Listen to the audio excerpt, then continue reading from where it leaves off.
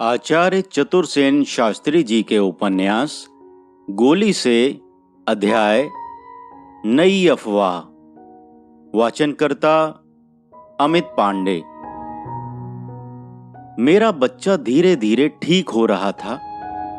अब अपने बड़े लड़के को देखने के लिए मेरी आंखें तरस रही थीं, पर उसका एलएलबी का फाइनल चल रहा था। इससे मैंने उसे बुलाना ठीक नहीं समझा। 2 दिन मैं अपने बच्चों में रहकर फिर रंग महल में लौट आई। बच्चों को अभी मैंने वासुदेव महाराज के घर ही छोड़ा। मेरे बच्चे और पति भी अभी वहीं रहे। अनेक कारणों पर विचार करके यह व्यवस्था की गई थी। महल में इस समय एक नई अफवाह उठ खड़ी हुई थी। यद्यपि वह बाहर अभी नहीं गई थी, फिर भी रंग महल में उथल पुथल हो रही थी। छोटे बड़े प्रत्येक की जबान पर यह बात थी कि चंद महल रानी सगर्भा हैं। यह साधारण बात न थी।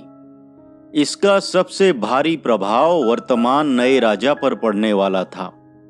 नया राजा मृत राजा के औरस पुत्र के न रहने पर गोद आया था, पर अब यदि औरस पुत्र विवाहिता रानी से होता है तो गद्दी का वही अधिकारी होगा।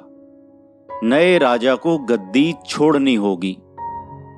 तख्त नशीनी का अभी दरबार भी नहीं हुआ था, पर दरबार की तारीख एजीजी ने नियत कर दी थी, जबकि स्वयं या उनका प्रतिनिधि दरबार में आकर अंग्रेज सरकार की ओर से उन्हें महाराजा स्वीकार करने की घोषणा करने वाला था।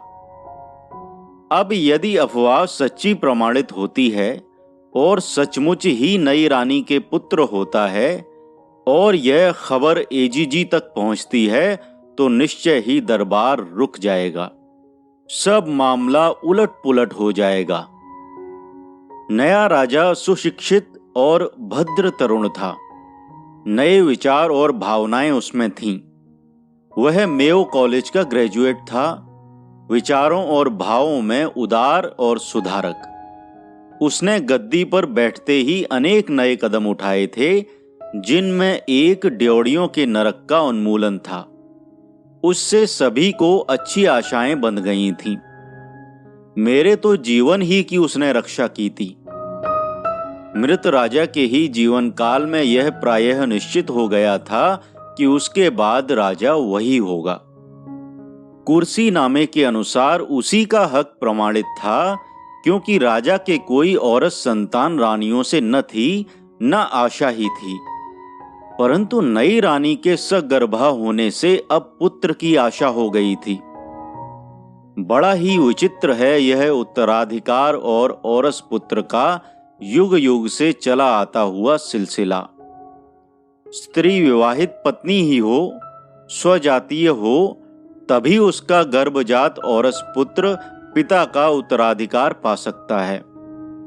अविवाहित स्त्री से भले ही उस पुरुष के वीर पुत्र हों, पर वह उत्तराधिकारी नहीं है।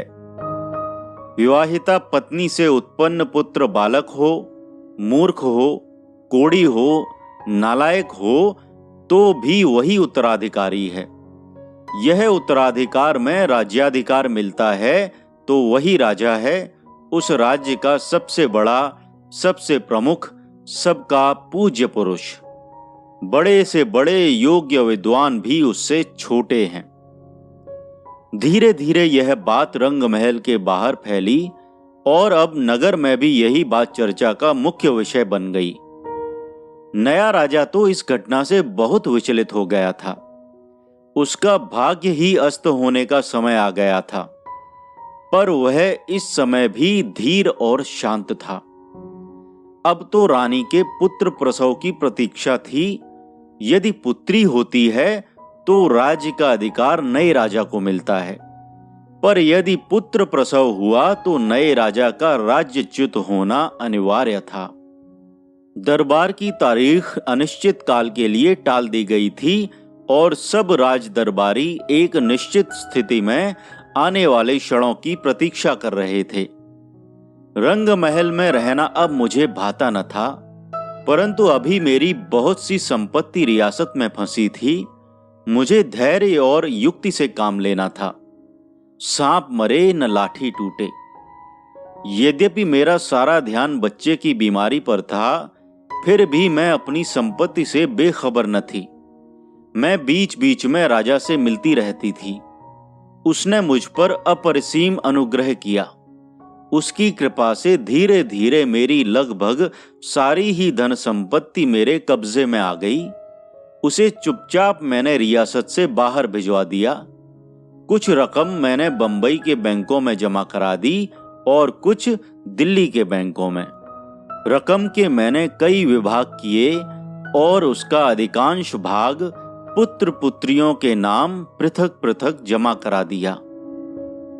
अब मैं राजधानी से निकल भागने का सुअवसर ताकने लगी।